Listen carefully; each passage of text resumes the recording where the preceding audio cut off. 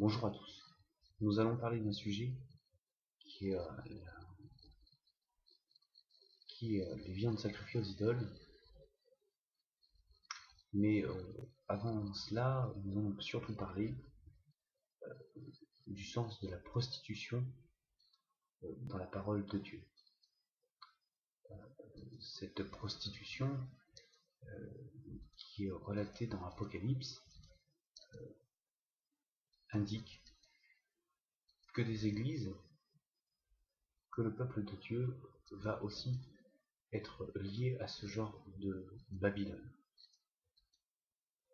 Alors, comment ces églises, comment un peuple peut donc après Jésus tomber dans la prostitution? Eh bien tout simplement parce qu'elle va donc se baser sur un livre, elle va donc se baser sur des écrits, et va donc essayer d'imiter dans sa compréhension les textes. Je vais juste vous prendre un texte phare qui est en fin de compte le summum, on va dire le number one du texte dans l'évangile, qui a emmené les grandes églises à ce phénomène. Et je ne vais même pas les nommer. Et tous ceux qui regarderont cette vidéo le comprendront d'eux-mêmes. Nous allons aller dans 1 Corinthiens, chapitre 10, et on va commencer au verset 31. Ainsi donc, que vous mangiez, que vous buviez ou que vous fassiez, faites tout pour la gloire de Dieu. Ne soyez une cause de faux pas ni pour les non-juifs, ni pour les juifs, ni pour l'Église de Dieu. Faites comme moi, je m'efforce en tout à plaire à tous, recherchant non mon avantage, mais celui du plus grand nombre, afin qu'il soit sauvé. Ce texte-là, ce verset-là, est vraiment l'apanage de tout ce qui s'est produit après dans l'ère chrétienne. Toute église a voulu, grande église, qui ont après dominé avec les rois sur la terre, que ce soit, je dis pas les noms, ont voulu plaire à tous pour sauver les âmes. Ça les a emmenés à beaucoup de déboires. Et sous prétexte de vouloir sauver les âmes pour le Christ, ils se sont faits à toutes sortes de régimes et à toutes sortes de consécrations pour Dieu, jusqu'à la persécution. Je m'efforce en tout de plaire à tous. Ça, c'est vraiment le démarrage de phrases qui peuvent emmener à la prostitution des églises. Car le but n'est pas de plaire. D'ailleurs, comme Jésus le disait, que le monde ne vous aimera pas comme il ne m'a pas aimé. Donc, il ne faut pas aller chercher les faveurs des rois ou les faveurs des peuples qui ne veulent pas entendre parler des paroles. Il ne faut pas essayer d'aller plaire, parce qu'en voulant plaire, nous tombons dans la prostitution. Et ça a été le cas pour beaucoup d'églises. Ce verset est le number one de ce qui s'est produit dans le monde.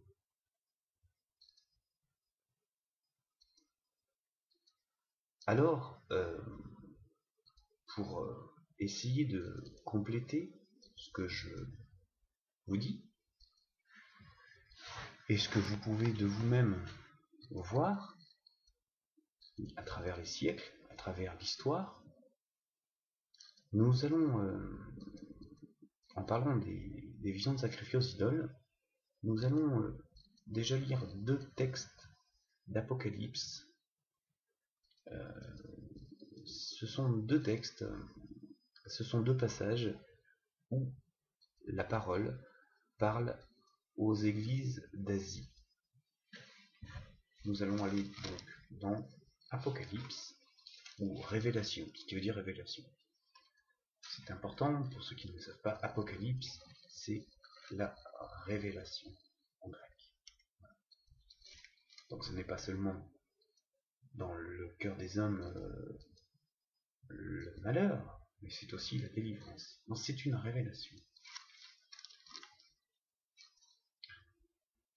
Donc on va dire un petit peu ce que dit la parole en ce qui concerne les viandes sacrifiées aux idoles.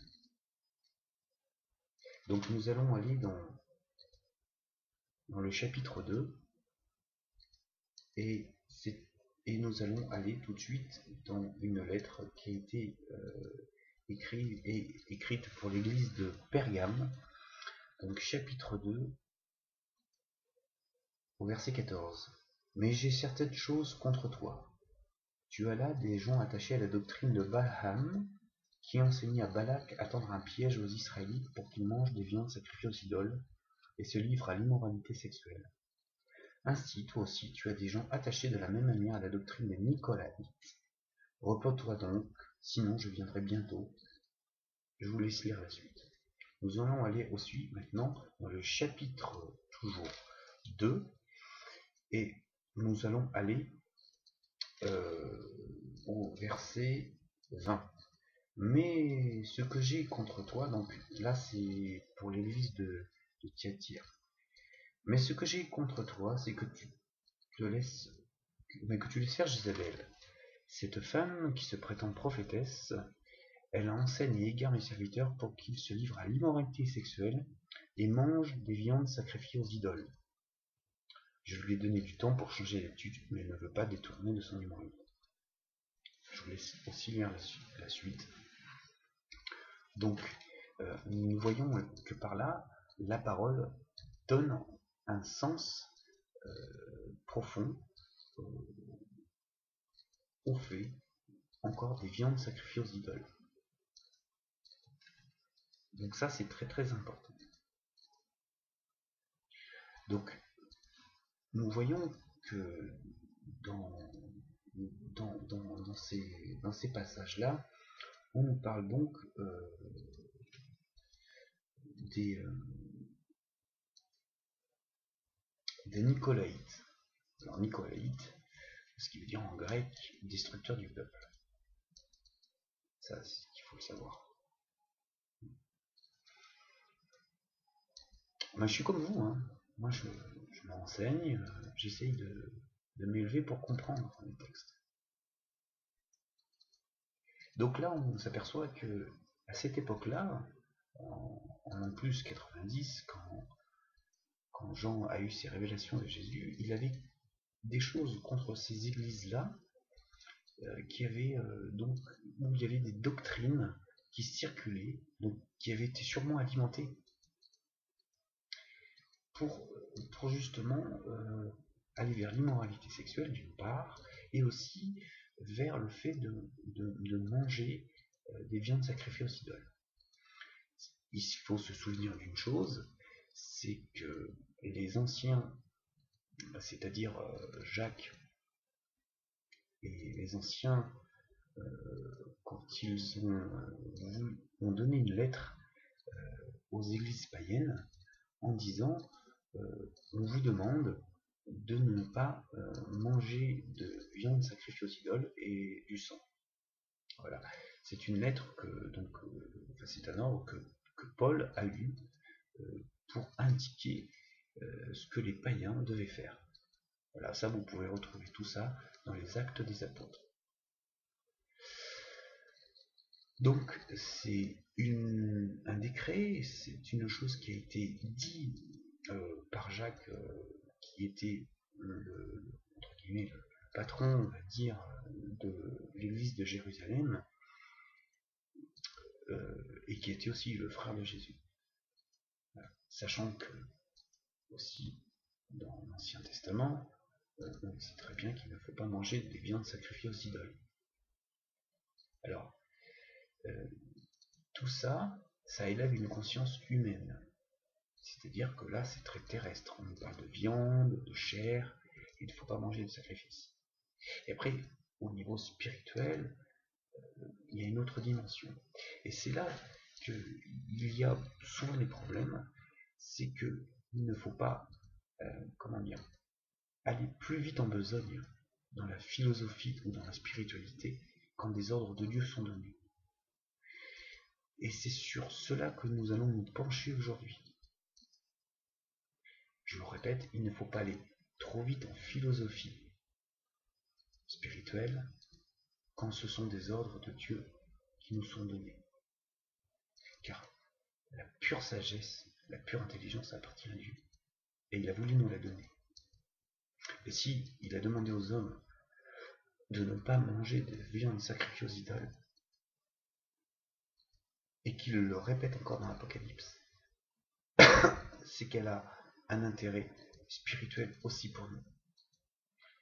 Donc nous allons comprendre maintenant pourquoi ces doctrines ont pu lancer comme ça des mouvements dans les églises de Dieu pour aller au sacrifice aux idoles. Alors, avec les écrits que nous avons maintenant dans cette Bible qui nous est donnée par les hommes, nous allons aller dans les versets qui en parlent. On se tient dans l'évangile de Paul, ou en réalité au 1 Corinthiens 8, chapitre 8. Alors, c'est important que je le dise maintenant. Nous allons essayer de comprendre ce que Paul a enseigné et quelle était sa philosophie par rapport aux viandes sacrifiées aux idoles. C'est important de le comprendre. Parce que si on ne veut pas ensemble essayer de comprendre sans vouloir dévier le texte ou essayer d'aller dans le sens que, non, c'est essayer de comprendre ce qu'il dit. Ce qu'il dit, tout simplement, ce qui est écrit, ce qui est dit, sans vouloir tirer à boulet rouge. Alors, on lui pose cette question. En ce qui concerne les viandes sacrifiées aux idoles, nous savons que nous avons tous la connaissance. Alors ça, c'est important. Il indique donc que, en ce qui concerne les viandes sacrifiées aux idoles, nous savons que nous avons tous la connaissance.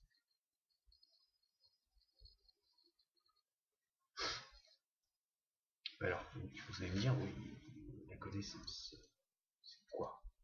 Alors, il explique, et il montre. Donc la connaissance, c'est quoi? Alors, la connaissance rend orgueilleux, mais l'amour édifie. Si quelqu'un croit savoir quelque chose, il ne connaît encore rien, comme il faudrait le connaître. Bon, d'accord? Mais si quelqu'un aime Dieu, il est connu de lui. Donc, pour ce qui est de manger des viandes sacrifiées aux idoles, nous savons qu'une idole n'est rien dans le monde et qu'il n'y a qu'un seul Dieu. Alors ça, c'est très très important à comprendre parce que ça va être la base de, entre guillemets, je dirais, sa philosophie en ce qui concerne la connaissance par rapport aux viandes sacrifiées aux idoles. C'est très très important. Écoutez. Et parce qu'il le développe. Hein, on ne dit pas 40, on ne dit pas qu'un juste un petit bout. Non, non, on essaie de bien tout comprendre et vous allez voir qu'il y a un autre passage aussi qui passe après.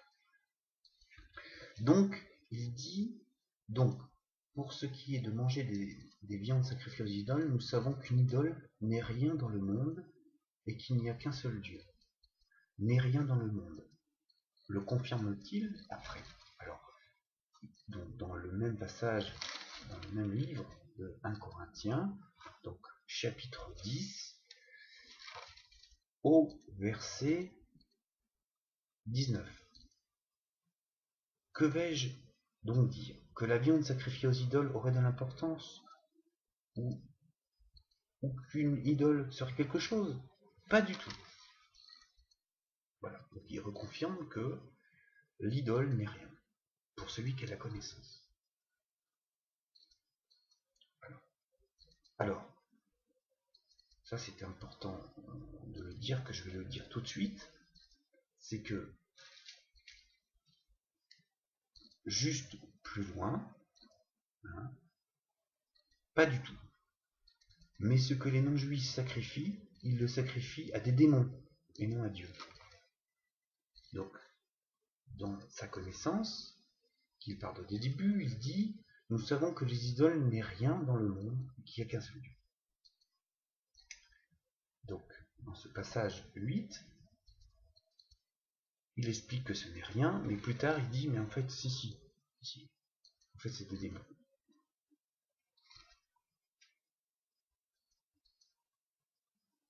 C'est pas très clair. Parce que là, tu expliques vraiment ta connaissance qui va avoir de l'importance par la suite. Ça, j'appelle ça de la filouterie. On va voir plus loin. Donc, pas du tout. Hein. Mais ce que les non-juifs sacrifient, ils le sacrifient à des démons et non à Dieu. Or, je ne veux pas que vous soyez en communion avec les démons. Vous ne pouvez pas boire la coupe du Seigneur et la coupe des démons. Vous ne pouvez pas participer à la table du Seigneur et à la table des démons. Ou bien, voulons-nous provoquer la jalousie du Seigneur? Sommes-nous plus forts que lui? Attention, provoquer la jalousie du Seigneur, il a raison, c'est le commandement de Dieu. Parce que je suis un Dieu jaloux. Il n'aime pas les idoles. Donc ça, c'est important. Il fait bien de le souligner, ça. Ça, c'est super. Mais le problème à tout ça, c'est qu'après tout ça, il va développer encore plus. Et c'est là où ça pose problème. Donc voyons déjà que dans la première partie, n'est rien, si on s'aperçoit plus loin, il dit que c'est des démons. Bon, voilà, c'est pas grave. En effet, il est vrai que des êtres appelés dieux, soit dans le ciel, soit sur la terre, il y a fait beaucoup de dieux au Seigneur. Néanmoins, pour nous, il n'y a qu'un seul Dieu, le Père, qui vient de toutes choses, et pour qui nous vivons, et que le Seigneur Jésus-Christ, pour qui tout existe, pour qui nous vivons. Mais tous n'ont pas cette connaissance. Alors, donc après, il développe, hein, donc c'est-à-dire que forcément, ceux qui aiment les idoles, je ne vais pas lire tout, mais vous lisez, je ne vais pas mentir sur les textes, vous lisez, c'est tout. Hein. Mais tous n'ont pas la connaissance, quelques-uns marqués de la manière s'aperçoivent, c'est-à-dire que ceux qui croient aux idoles, ils croient qu'ils sont quelque chose de supérieur pour leur vie, pour tout ça, donc ils offrent un culte à tout ça. Mais alors, il dit bien après. On ne parle plus des gens qui croient aux idoles. Il dit, or, ce n'est pas un aliment qui nous rapproche de Dieu. Si nous en mangeons, nous n'avons rien de plus, et si nous n'en mangeons pas, nous n'avons rien de moins.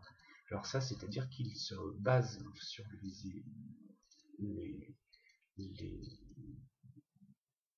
les paroles de Jésus, hein, quand il dit ce n'est pas ce qui rentre par la bouche qui rend impur l'homme, hein, mais c'est ce qui en sort. Voilà. Donc là, c'était pour expliquer à l'époque aux personnes qui l'avaient accusé que les mains étaient sales de ses apôtres, de ne pas se laver les mains et de ne pas faire ces choses-là. Il leur avait dit cette chose-là en disant que ce qui rentre dans le corps, ce n'est pas ça qui rend impur, mais ce qui en sort. Ça, c'est très important. Donc, par là même, donc ce n'est pas le fait de manger, si vous voulez, la viande,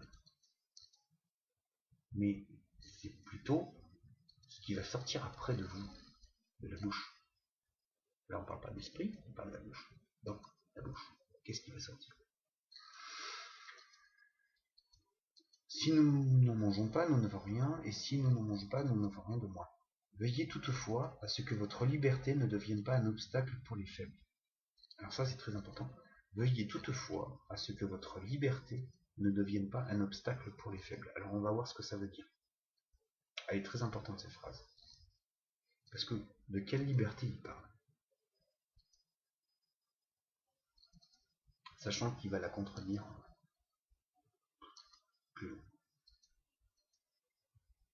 c'est un maillon qui est vraiment très fin. Mais tous ces maillons-là que je vous dis, automatiquement, vont emmener par la suite forcément des doctrines. Parce que ces textes sont ni chauds ni froids. Ils sont tièdes.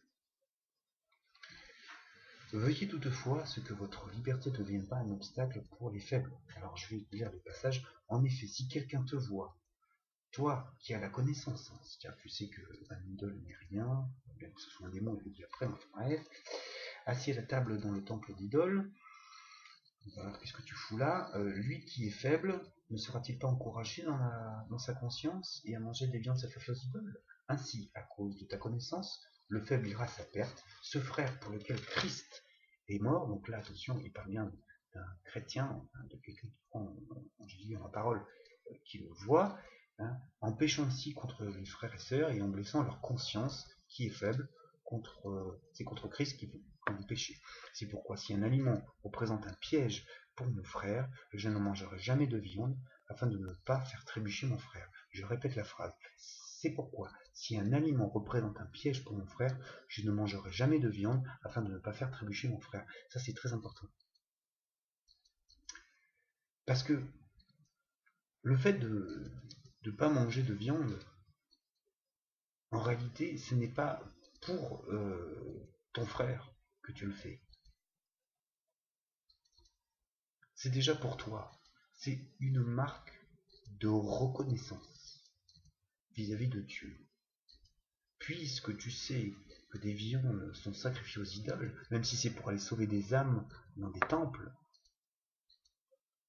et même si c'est pour plaire aux autres, dans une espèce d'hypocrisie, non, non, non, non, non. N'essayez pas de plaire à tous de cette manière-là. La première chose, c'est que de dire déjà que l'homme seul soit dans la crainte de Dieu. C'est ça sa conscience. C'est-à-dire que si un aliment représente un piège pour mon frère, mais qu'est-ce que ça veut dire? C'est déjà pour toi-même. Et de la reconnaissance pour Dieu, comme l'a fait Daniel. Hein, au moment où, en fait, vous lirez ça dans Daniel, le livre, c'est tout au début. Hein, les choses ont été présentées pour le roi, pour les idoles.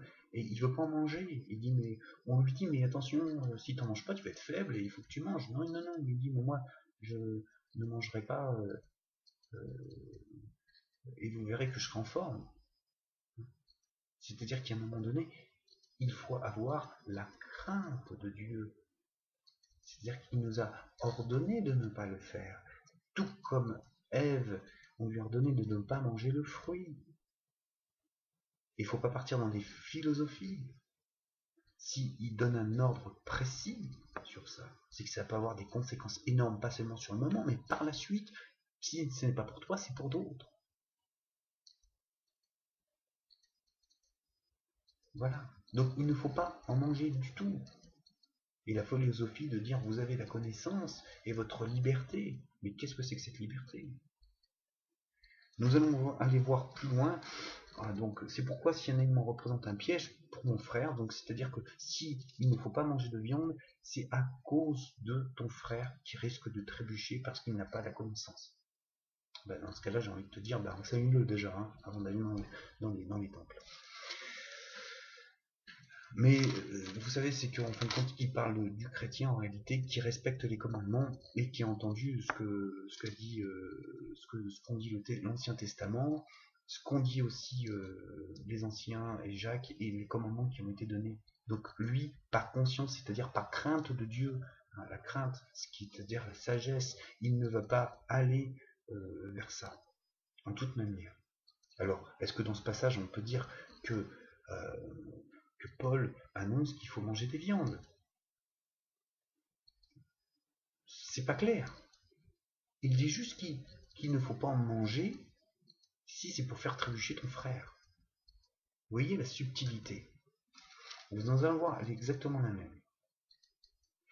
Et donc, dans le passage de 1 Corinthiens chapitre 10 au verset 23, Donc juste avant, il indique donc que là ce qu'il disait, il disait avant que les idoles n'étaient rien, et puis là il dit en comparant, il dit en fin de compte, bah si, les idoles c'est des démons en réalité. Donc, et qu'on ne peut pas servir à table au Seigneur à la table des démons. Ou bien voulez-vous provoquer la jalousie des seigneurs? Donc là il explique bien qu'il ne faut pas en manger, mais vous êtes libre. Plus loin il le dit, votre liberté. Mais c'est très déroutant, c'est très égarant. C'est pour ça que je vous dis, attention, l'effet de prostitution, comment il a eu.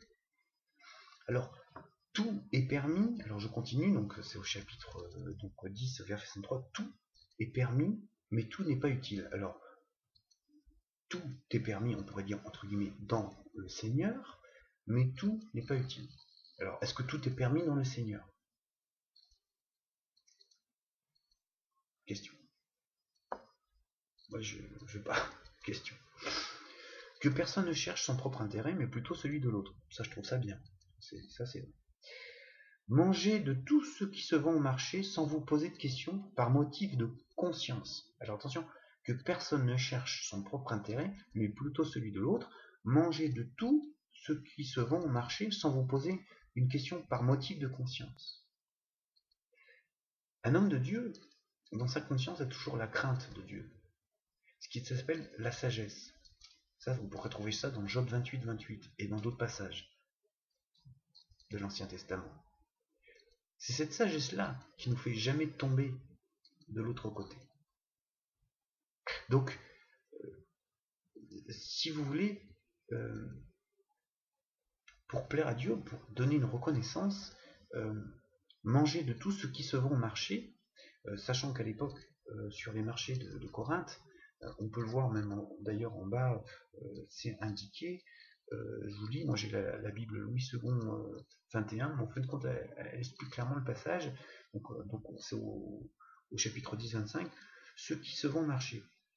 Donc il dit les viandes sacrifiées aux idoles en faisaient partie. Bah oui, forcément. Sur ces marchés-là, sachant qu'à l'époque il y avait beaucoup d'idoles, il y avait beaucoup de viandes sacrifiées aux idoles. Sur les marchés, vous ne posez pas de questions, c'est-à-dire que ce soit des idoles ou pas, mangez-en. C'est-à-dire, et vous ne vous posez pas des questions par motif de conscience, c'est-à-dire par motif de la crainte de Dieu, ne vous posez aucune question. Parce que vous avez connaissance de savoir que ce n'est rien, mais après il dit que c'est des démons. Vous voyez, hein, on suit le passage là, je fais pas juste un petit verset. Alors après, il prend l'exemple, donc il dit ne mangez tout ce qu'ils ont à manger, sans vous poser de questions, par motif de conscience, car la terre et tout ce qu'elle contient appartient au Seigneur. Je vous rappelle les passages que je vous ai dit dans l'Apocalypse, hein, où quand Jésus, en 2 fois à 2 églises, indique et leur incite à manger de la viande sacrifiée aux idoles. Marqué. Donc, en pharisien pur, il va dans les écrits et il nous lance ce passage-là, une citation de Psaume 24.1.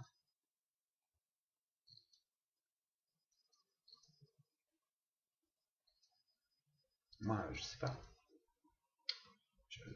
Je constate juste. Donc, si là encore après il prend l'exemple, donc c'est plus un frère, mais un non-croyant, on vous invite et que vous acceptiez d'y aller, manger de tout ce qu'on vous présentera sans vous poser de questions par motif de la crainte de Dieu, hein, qui est, il dit pas ça, il dit par motif de conscience. Mais la conscience en réalité c'est quoi pour un chrétien, pour un homme qui, c'est la crainte de Dieu. C'est-à-dire de ne pas, comme il dit plus haut en plus, donc c'est dingue, de ne pas augmenter sa jalousie. Nous savons très bien qu'une idole n'est pas Dieu, mais on sait que c'est des démons. Donc dans sa connaissance, lui, il manque quelque chose. Mais si quelqu'un vous dit c'est de la viande offerte aux idoles, n'en mangez pas, à cause de celui qui vous a informé et par motif de conscience. Alors, il dit, je parle ici non de votre conscience, hein, c'est-à-dire non de votre crainte de Dieu, mais celle de l'autre, c'est-à-dire la conscience de l'autre, mais de celle de l'autre personne. Parce que forcément, s'il vous voit manger de la viande, bah, lui aussi il va en manger. Bon. Alors, pourquoi en effet ma liberté serait-elle jugée par une conscience étrangère? Si moi je mange avec reconnaissance, pourquoi devrais-je être blâmé à propos d'un aliment pour lequel je remercie Dieu?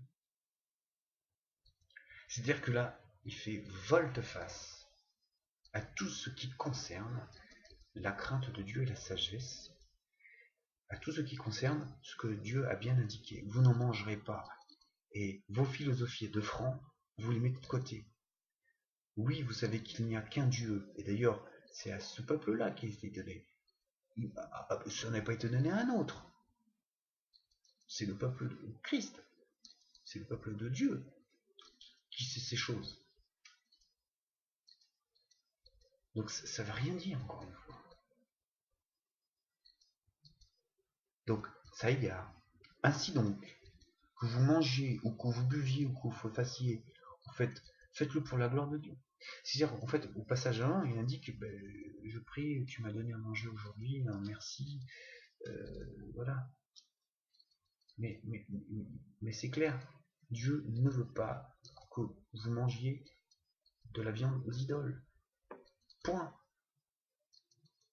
Il n'y a pas besoin d'aller philosopher. En plus, Paul l'indique dans du passage, méfiez-vous des philosophies qui... Mais ça, c'est de la pure philosophie, ça. Il aurait dû être beaucoup plus simple dans ces choses, en disant Dieu, et ainsi que les anciens qui ont connu Jésus de leur vivant, parce que ça c'est important, ça aurait été bien qu'ils le mettent souvent, hein, vous indique bien, ne mangez pas des viandes sacrifiées aux idoles. Parce que c'est, si vous voulez, un volte-face au fait de la reconnaissance que vous avez avec Dieu. Et ça fait partie du commandement. Tu n'aimeras qu'un seul Dieu, et toi, tu n'augmenteras pas sa jalousie, sachant que sa jalousie, il en parle avant. Mais il donne un discours, vous voyez, qui est complètement votre liberté, mais que votre liberté ne vous donne pas. Vous voyez que c'est pas clair. Et c'est pour ça que... Alors, est-ce qu'on peut accuser Paul de dire qu'il faut manger de la viande sacrifiée aux idoles? Vous voyez comme il est malin. Il n'est ni chaud, ni froid, ni tiède. Puisque vous avez la connaissance, vous savez que c'est pas bon, mais si on vous voit, il faut pas, parce que vous allez faire trébucher votre frère, et que ce n'est pas par votre propre conscience, mais celle de l'autre, et blac. Alors qu'en fait, tout simplement, il fallait dire, ayez la crainte de Dieu, il vous a interdit de le faire, point final. Et que cette fameuse liberté de je sais pas quoi, parce que vous avez connaissance de je sais pas quoi, mais qu'est-ce que c'est que ce truc? Qu'est-ce que ça vient foutre ici, quoi? Ça, c'est de la philosophie, ça. C'est ce qui va faire trébucher des églises et qui va rendre le monde pourri. Et d'ailleurs, hein, le fait de plaire à tous, hein, les grandes églises l'ont fait pour plaire au roi, pour sauver des âmes, et puis encore plein. Voilà ce que a engendré ces épîtres. C'est le fruit des millénaires après, même des centaines d'années après, ce qu'elles ont produit sur le peuple de Dieu. Et ça, je ne l'invente pas. Et ça, il faut que vous sachiez que c'est pas possible, encore une fois, de tout gober. Et que des passages aussi imprécis vont donner naissance à des doctrines qui par la suite vont pervertir certaines églises de Dieu. Parce qu'elles ne sont pas claires. Alors pourquoi? Voilà. Je vous remercie de cette écoute.